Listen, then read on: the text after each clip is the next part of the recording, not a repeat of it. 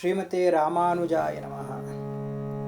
ನಮ್ಮ ತೊಂಡರಡಿಪುಡಿ ಆಳ್ವಾರರು ರಚಿಸಿರುವ ತಿರುಪಳ್ಳಿ ಎಳಿಚಿ ಎಂಬ ದಿವ್ಯ ಪ್ರಬಂಧದಲ್ಲಿ ಭಗವಂತನನ್ನ ಆಳ್ವಾರರು ಅರಂಗತ್ತು ಅಮ್ಮ ಪಳ್ಳಿ ಎರುಳೇಳಾಯೇ ಎಂದು ಪ್ರಾರ್ಥಿಸಿದ್ದಾರೆ.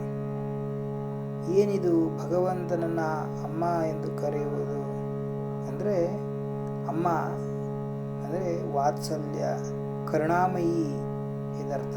ಭಗವಂತ ತಾಯಿಯಂತೆ ವಾತ್ಸಲ್ಯಪೂರ್ಣ ಎನ್ನುವುದು ಇದರ ಅರ್ಥ.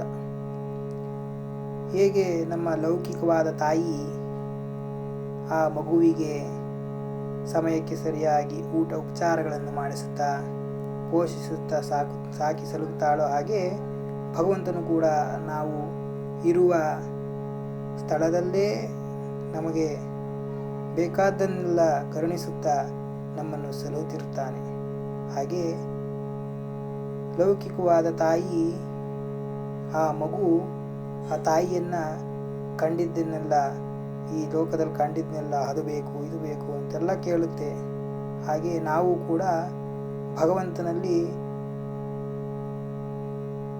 ಧನ, ಧಾನ್ಯ, ಐಶ್ವರ್ಯ, ಸಂಪತ್ತು, ಕಾಮನೆಗಳನ್ನು ಬಿಡುತ್ತಾ ವ್ಯರ್ಥ ಮಾಡ್ತಾ ಇದ್ದೇವೆ. ಆದರೆ ಭಗವಂತನಲ್ಲಿ ಪೂರ್ಣ ಶ್ರದ್ಧಾ ಭಕ್ತಿಯಿಂದ ಶರಣಾಗತರಾಗಿ ಅವನನ್ನೇ ಆಶ್ರಯಿಸಿದಾಗ ಆ ಭಗವಂತ ನಮಗೆ ಸಕಲ ವಿಧವಾದ ಸಂಪತ್ತು ಅಂದರೆ ಭಕ್ತಿ ಸಂಪತ್ತನ್ನು ಕೊಟ್ಟು ನಮ್ಮನ್ನು ಉದ್ಧರಿಸುವುದರಲ್ಲಿ ಎರಡು ಮಾತಿಲ್ಲ.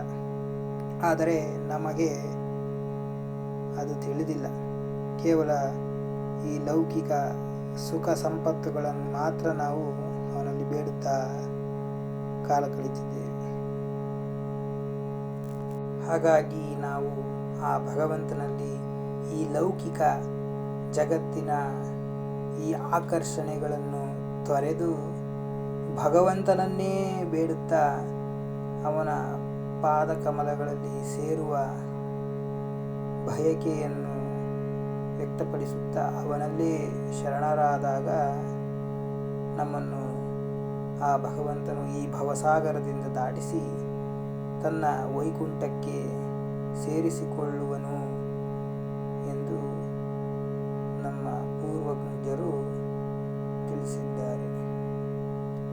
ಹಾಗಾಗಿ ನಮ್ಮ ಜನ್ಮ ಜನ್ಮಗಳ ಅಮ್ಮನಾದ ಆ ಭಗವಂತನಿಗೆ ತನ್ನ ಮಗುವಿಗೆ ಏನು ಬೇಕು ಬೇಡವೆಂಬುದೆಲ್ಲವೂ ತಿಳಿದಿದೆ.